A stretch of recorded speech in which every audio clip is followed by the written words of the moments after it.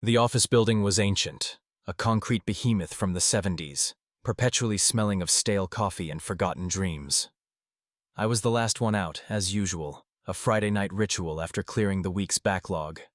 The fluorescent lights hummed a dying song, casting long, wavering shadows down the deserted hallway. My heels clicked, the only sound, until I reached the elevator bank. 2 elevators, both with scratched steel doors that looked like they'd seen 1,000 lives ascend and descend. The A button glowed, indicating it was on the ground floor. I pressed up. After a moment, a rusty groan echoed from the shaft, and the old contraption began its slow ascent. It arrived, the doors sighing open with a breath that felt unnaturally cold against my skin. There was no one inside. Good. I stepped in, pressing L for lobby. The doors tried to close, then hesitated, groaning. They slid open an inch, then slammed shut with a metallic clang that made me jump. The silence that followed was heavy, complete, too complete. The usual low hum of the motor was absent. I frowned, pressing L again. Nothing. I tried the door open button. Nothing. My heart gave a little skip. Then, the lights flickered. Not just a dimming, but a rapid, almost frantic strobe effect, turning the polished steel walls into a dizzying nightmare. I instinctively squeezed my eyes shut, my hand reaching for the emergency call button. Before I could press it, the lights blinked back to a steady, if slightly dimmer, glow. And that's when the first sound came. A whisper. Not just any whisper, but one that seemed to come from inside the walls, rattling the very bones of the elevator car. It was faint, indistinct, like 100 muted voices speaking at once, just beyond the edge of comprehension. My breath hitched. "Hello?" I called out, my voice a pathetic squeak. The whisper intensified, swirling, coalescing into something that sounded almost like laughter. A soft, chilling tittering that seemed to prickle the hairs on my arms. Panic began to bubble. I hammered the L button, then the door open, then the alarm. Nothing. The car remained motionless, suspended somewhere between floors. The numbers on the display had vanished, replaced by an ominous, blank darkness. Then, the air grew noticeably colder. A damp, earthy smell, like overturned soil or decaying leaves, began to fill the small space. It was so strong, so pervasive, that it made my stomach churn. I wrapped my arms around myself, shivering, my gaze darting around the reflective surfaces. In the polished steel above the door, a distortion appeared. Not a clear image, but a ripple, like water, that coalesced into something vaguely humanoid. It was fleeting, just a flicker, but it was there. I jerked my head up, but the ceiling was just the ordinary grimy metal. The whisper returned, closer now. It wasn't just laughter. There was a word, drawn out and guttural, that seemed to burrow into my skull. "Sty." My blood ran cold. My eyes were fixed on the door, praying for it to open. My fingers fumbled for my phone, but my hands were shaking too hard. Suddenly, a jolt. The elevator lurched, not downwards, but sideways, with a grinding metallic shriek that sounded like the car was being ripped from its cables. I stumbled back, slamming into the rear wall. A cry caught in my throat. The lights went out completely. Utter, suffocating darkness. The smell of decay was overwhelming now, choking me. I could hear something else, something closer. A slow, wet, dragging sound, like something heavy being pulled across the floor. My own breathing was ragged, my heart a frantic drum against my ribs. I squeezed my eyes shut, pressing myself flat against the cold metal, trying to disappear. The dragging sound stopped. Then, a faint click, and another. Like fingernails tapping on the floor, getting closer. My mind screamed. I could feel a presence, a heavy, suffocating weight filling the space just in front of me. I clamped my mouth shut, terrified to make a sound, terrified to breathe. The air in front of me felt still, impossibly cold, like a grave. Then, a whisper, right beside my ear, so close I felt a phantom breath caress my cheek. Found you. A blood-curdling scream tore its way from my throat just as, with a deafening clang, the lights flickered back on. I was alone. The elevator was still. The numbers on the display were back. L. The doors slid open with a gentle hiss into the familiar brightly lit lobby. I stumbled out, gasping, not caring that I looked like a madwoman. I bolted for the main doors, not daring to look back at the gaping maw of the elevator shaft. I never took an elevator again, not even in broad daylight. The memory of that chilling whisper, that lingering smell of decay, and the feeling of something else in that confined space, it never leaves me. And sometimes, late at night, when the house is silent, I swear I can still hear the faint, echoing sound of laughter, just beyond the edge of comprehension. Story 2. The fluorescent hum of the deserted office building was the only sound accompanying me that Tuesday night. It was past midnight, and I was the last soul left, as usual. My briefcase felt strangely heavy in my hand as I approached the elevator bank, the polished steel glinting under the harsh overhead lights. A mundane end to another mundane day. I pressed the down arrow. The ding was crisp, immediate. The doors slid open, revealing an empty car. Stepping inside, I hit the G for ground. The doors whispered shut, and I felt the familiar lurch as the elevator began its descent. But it didn't descend. Instead, the numbered display above the door flickered, then began ascending. 20, 21, 22. My brow furrowed. I was on the 10th floor. There were only 25 floors in the building, and the top 5 were vacant, stripped for renovation. The elevator shouldn't be going up. I pressed G again, harder this time. Nothing. The numbers climbed relentlessly.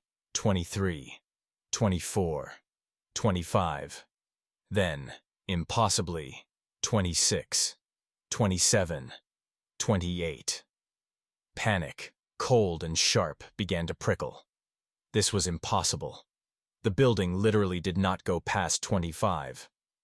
The elevator shuddered, a grating metallic screech echoing through the shaft, and stopped. The lights flickered once, plunging the car into momentary darkness before flaring back on, brighter than before, almost painfully so. The display above the door was blank, no number, just a dead, black rectangle. And then, a soft thump. From above, as if something heavy had just landed on the roof of the car. My breath hitched. I hammered the door open button, then G, then every floor number I could reach. Nothing. The car was utterly still, suspended in an unknown void. The air grew perceptibly colder, and I could feel the hairs on my arms stand on end.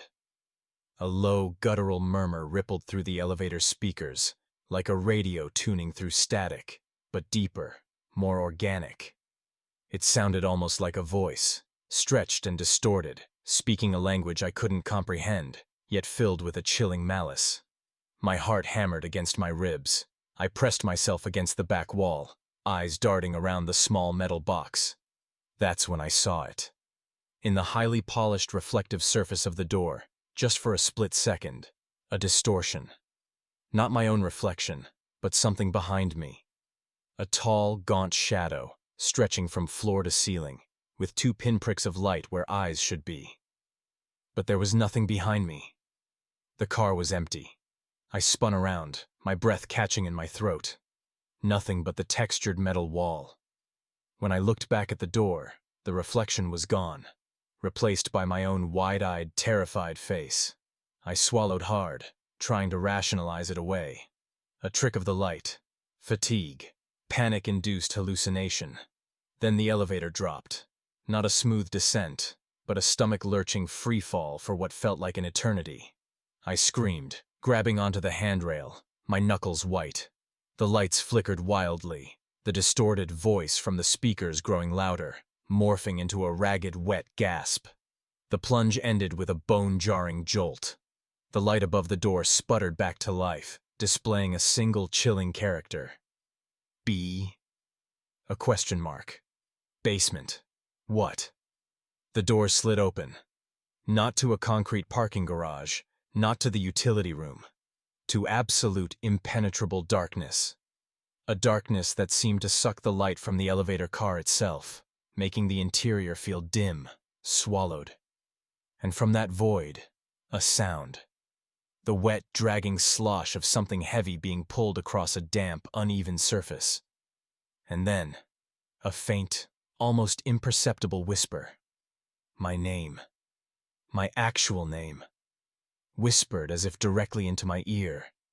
Yet it came from the black abyss beyond the doors. Every fiber of my being screamed to close the doors, to hit every button, to flee. But I was frozen, mesmerized by the terrible, suffocating void. The air pressure in the car felt immense, pressing on my chest, making it hard to breathe. The dragging sound grew closer, and a foul, metallic stench, like old blood mixed with mildew, wafted into the car. I could almost feel something reaching from the darkness, a cold, probing tendril of unseen horror. My eyes burned, straining to see, to understand. And then, at the very edge of the light, I saw it.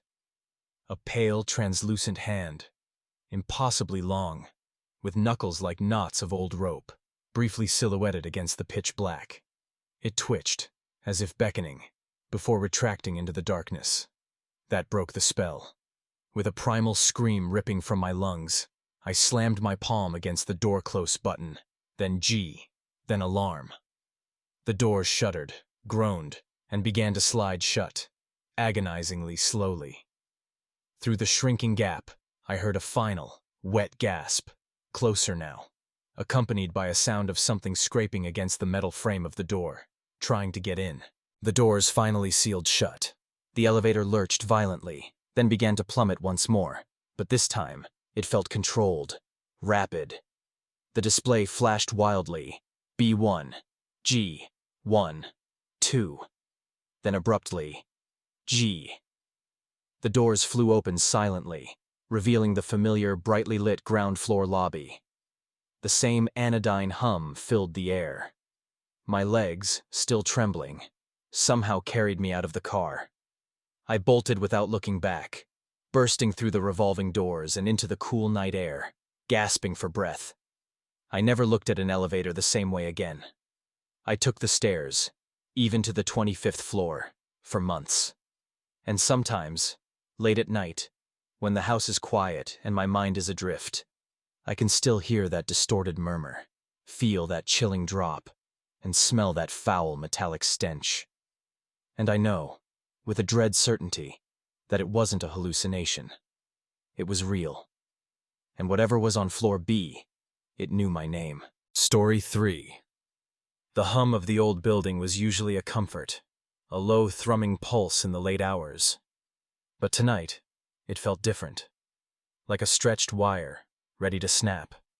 It was just another Tuesday, another late shift at the accounting firm on the 7th floor.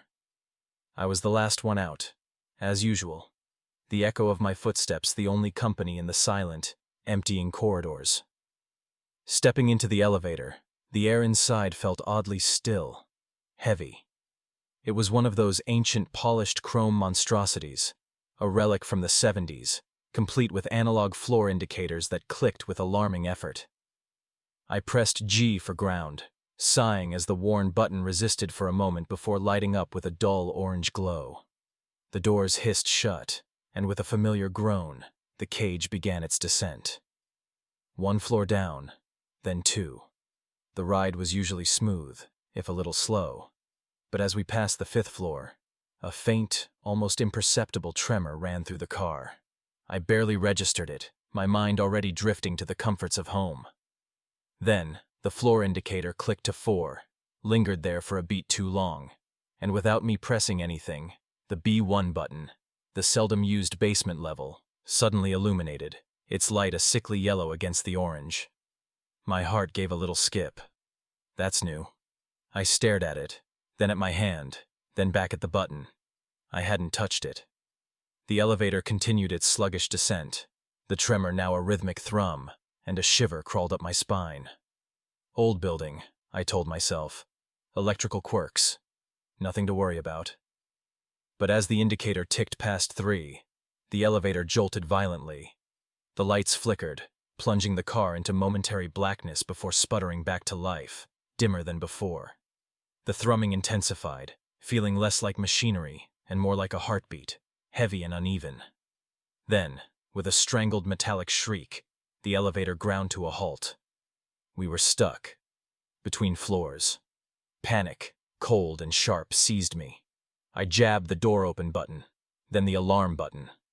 Nothing. The intercom remained stubbornly silent. The air grew perceptibly colder, and I could swear I smelled something metallic, like old blood mixed with ozone. And then, the sounds began. A faint scratching, like fingernails dragging across metal, came from the ceiling panel.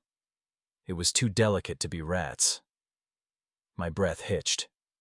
Then, a low, guttural sigh seemed to emanate from the very walls around me, so close I instinctively flinched back, pressing myself against the rear panel.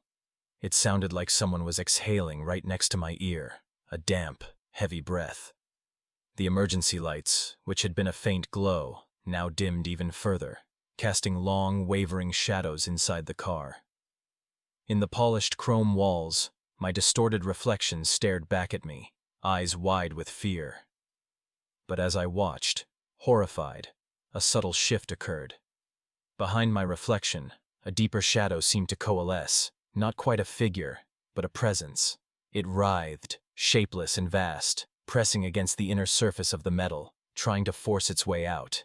Then, the unimaginable happened. With a soft, almost polite click, the elevator doors began to open. Not fully, but just a sliver, perhaps an inch. Through the narrow gap, there was no floor, no concrete wall, no shaft. Just an oppressive, infinite blackness, deeper than any night. And from that void, a sound like 1,000 whispers, barely audible, yet coherent, filled the car. They were foreign words, ancient and chilling, twisting around each other. And then, clearer than the rest, a single childlike giggle. My blood ran cold. I couldn't move. My gaze was fixed on that sliver of impossible blackness, terrified that something might push through. As I stared, a white skeletal finger, long and impossibly thin, slowly, deliberately, slid into the gap, exploring the air inside the car, as if testing its temperature. It paused, then twitched, beckoning. Just as the finger began to retract, a final, horrifying vision flashed across the polished chrome. My reflection, no longer distorted by fear, was gazing back at me with eyes that were not my own. They were dark, sunken, filled with an ancient, unbearable sorrow, framed by skin that was impossibly pale, almost translucent. A faint, almost imperceptible smile, thin and cruel, stretched across my face.